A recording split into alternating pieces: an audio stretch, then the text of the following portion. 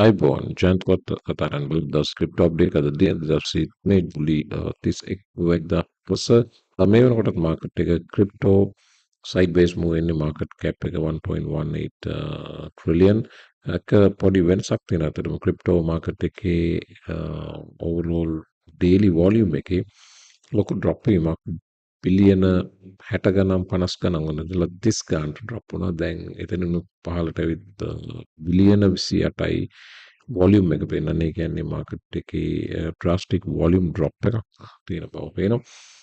Market එක massive drop එකකට නොගියත් පොඩි ඇල්මර්න ස්වභාවයක් 1.18 ට්‍රිලියන් වල තරමක් පහළට යනවා, තරමක් උඩට යනවා. මේ සයිඩ්වේස් මූව් එකක ඉන්නේ බිට්කොයින් ප්‍රයිස් එක බලවතින් බිට්කොයින් 29,225 බව පෙන්නනවා. ප්‍රයිස් එක සයිඩ්වේස් යන්නේ. වගේම ඉතිරියම් මේ මොහොත වෙනකොට 1855යි. ඒකෙත් ලොකු ප්‍රයිස් growth එකක් නෑ. 0.3% අප ඉතිරියම්. බිට්කොයින් 0.16% අප බව සඳහන් වෙනවා. මෙතින් මේ මගේ මේන් channel page එක සඳහන් වෙනවා. YouTube එකෙන් අප්ඩේට් කරලා තියෙනවා වීඩියෝස් 2000කට අධික සංඛ්‍යාවක් channel එකේ තියෙන බව. ඒ වගේම 57,000 පැත්තට subscribers ලා grow වෙමින් ඉන්න බව. ඉතින් මේ තරම් දුරට අපි contents share කරන්න වගේම upload කරන්න ඔයාලගේ මොටිවේෂන් එක තමයි අතරම මෙච්චර දුරට අපිට ඉන්න සපෝට් එක උනේ. ඔයාලා එදත් අපිත් එක්ක හිටියා, අදත් අපිත් එක්ක ඉන්නවා.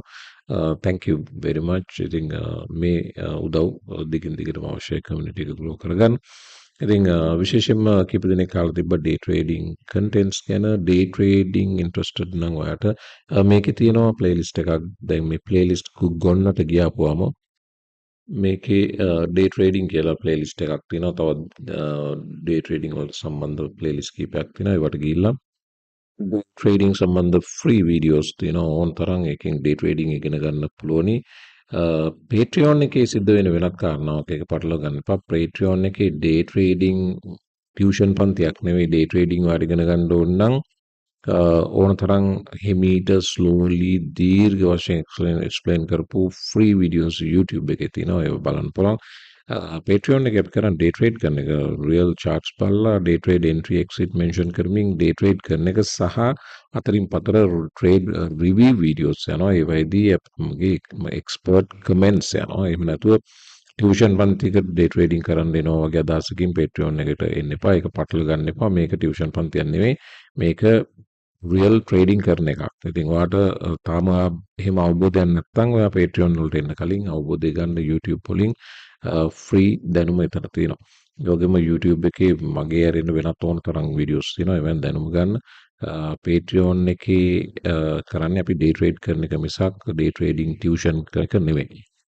ඉතින් ඒක පැහැදිලි කරන්න කීප දෙනෙක් ඒක පොළවගත් බව පේනවා. එතනින් එනවා අපි ක්‍රිප්ටෝ ෆවුන්ඩර් කෙනෙක් සම්බන්ධ කතාවකට.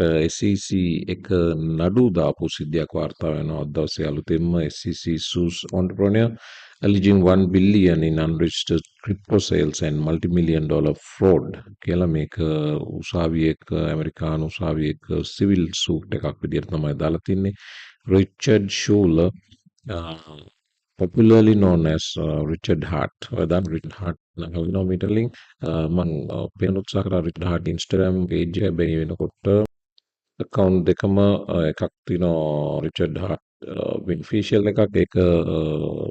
ඒක freeze වෙලා වගේ රිචඩ් හාට් fan club කියන page එකත් freeze වෙලා තියෙන්නේ. ඒක සම්බන්ධ වෙන්න පුළුවන් මේ සිද්ධියට. කෙසේවත් SEC එක සූ කරලා තියෙනවා. පසුගිය කාලේ මේ Instagram post තිබ්බ ගොඩක් ඒවා මේ luxury branded items purchase කරනවා රිචඩ් හාට් විසින්. මේ සියල්ල customer funds misappropriate කිරීමක් බව SEC එක චෝදනා කරනවා. මේ වෙනකොට නිව්යෝර්ක් ඊස්ටර්න් ඩිස්ට්‍රික්ට් කෝට් එකේ සිවිල් චාර්ජස් 3ක් දාලා තියෙන බව වාර්තා වෙනවා. ඒක රොයිටර්ස් උත් වාර්තා කරනවා. US SEC says Hex'S. දැන් මේ රිචඩ් හාට් සම්බන්ධ නෙට්වර්ක් 3ක් තියෙනවා. එකක් තමයි Hex'S, Pulse Chain සහ Pulse X. අපි මම සතුටුයි අතර කිසිම තාම රිචඩ් හාට් මේ වර්ධකරු වෙලා නැහැ මෙතන. ඒ කෙසේවත් මට ඒ එකම ටෝකන් එකකටවත් මට මම ගණ්ඩ හිතුවෙත් නෑ වගේම චැනල් එකේ මම ඒ ගැන පොසිටිව්ලි මම කතා කරලත් නෑ මොනහරි අපි බබල්ස් බලද්දි මේ තියෙන දැන් අද දවසේ මේ මොහොතේ බැලුවොත් බබල්ස් වල hex 7.8% down මේ වගේ ගොඩක් වෙලාවට එක්ක බබල්ස් වල hex එක්කෝ නැත්තම් ලොකු ගණන් වලින් down ඒ හැම වෙලෙම මම hex up මෙච්චර percent නැත්තම් down මෙච්චර percent කියාගෙන ගියාරෙන්න hex කියන chart එකක්වත් පෙන්නලා නැහැ ඒත් මට කොහොම නමුත් ඒ නෙට්වර්ක් එකම මට ඒ තරම් කැමැත්තක් මගේ පුද්ගලිකව තිබෙත් නැහැ. ඒ නිසා මම channel එකේ සම්බන්ධයෙන් පොසිටිව් කතා කරෙත් නැහැ. අපි දන්නේ නැහැ රිචඩ් හාර්ට් මේ වරදකරුවෙක්ද කියලා. ඒ කෙසේ වෙතත් ඔන්න SEC එකේ අලුත්ම සිද්ධිය වාර්තා වෙනවා. ඒ වගේම තවත් SEC සිද්ධියක් වාර්තා වෙනවා. ඒකත් බලමු. ඒ එකට යනකින් මේ වතාව ගන්න මේක රිචාඩ්ගේ අයරුගේ SEC script influence of allegedly being sports car and a rare black diamond with investor funds මෙතන SEC එකෙන් කියලා තියෙන අඩුම තරමේ US ඩොලර් මිලියන 12ක customer funds නම් misappropriate කරලාම දිනවා මෙයා ස්පෝර්ට්ස් කාර් වලට ඉලෙක්ට්‍රික් වොචස්ට ඊළඟට බ්ලැක් ඩයමන්ඩ් එකකට කැරට් 555ක ආදී වශයෙන් බව ඉදිරියේදී උසාවියේදී බලා ගන්න පුළුවන් මේක කොයි වගේ පැත්තටද මේ තල්ලු වෙන්නේ නඩුව තීන්දුව කියලා.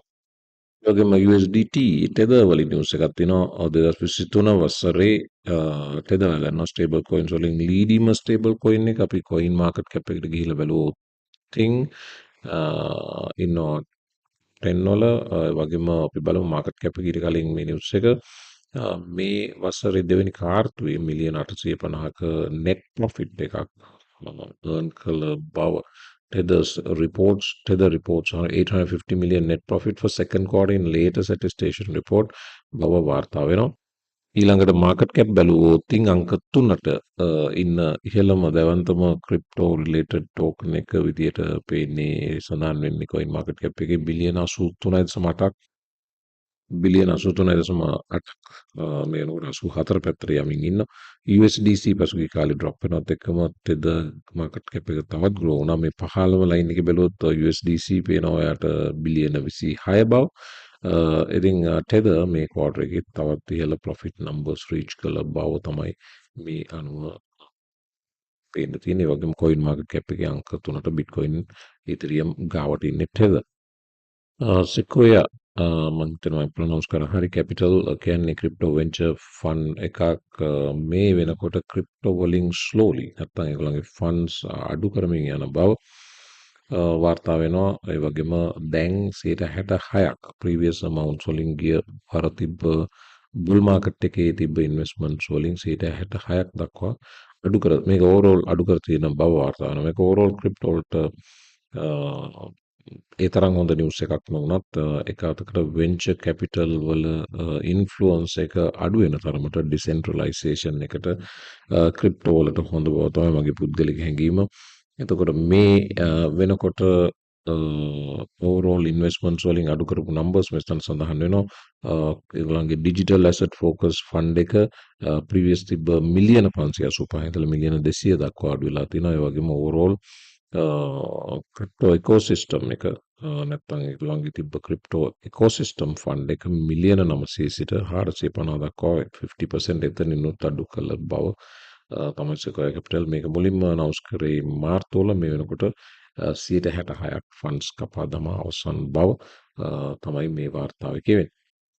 ඇමරිකා එක්සත් ජනපතිවරණයට සම්බන්ධ තවත් අපේක්ෂකයෙකු වන ෆ්ලොරිඩා ගවර්නර් රොන් ඩිසැන්ටිස් අලුතෙන්ම සඳහන් කළ කාරණා මේක තමයි මම ජනපති වුණොත් බයිඩන්ගේ බිට්කොයින් වෝ එක නවත්තන්න කටයුතු කරනවා වගේම CBDC ස්ට්‍රෑෂ් කෑන් එකට දමන බවත් නැවත සඳහන් කරා මේක කියන අතරෙම රොන් ඩිසැන්ටිස් කියපු තව කතාවක් තමයි මේ තෝරාගත් මේ පුංචි කණ්ඩායමක් උත්සාහ කරනවා බිට්කොයින් රෙගියුලේට් කරනවා කියන මුවාවෙන් බිට්කොයින් එක්සිස්ටන්ස් එකෙන් ඉවත් කර දමන්න නැත්නම් බිට්කොයින් මේ ලෝකෙන් තුරන් කර දමන්න මේගොල්ලෝ කටයුතු කරනවා.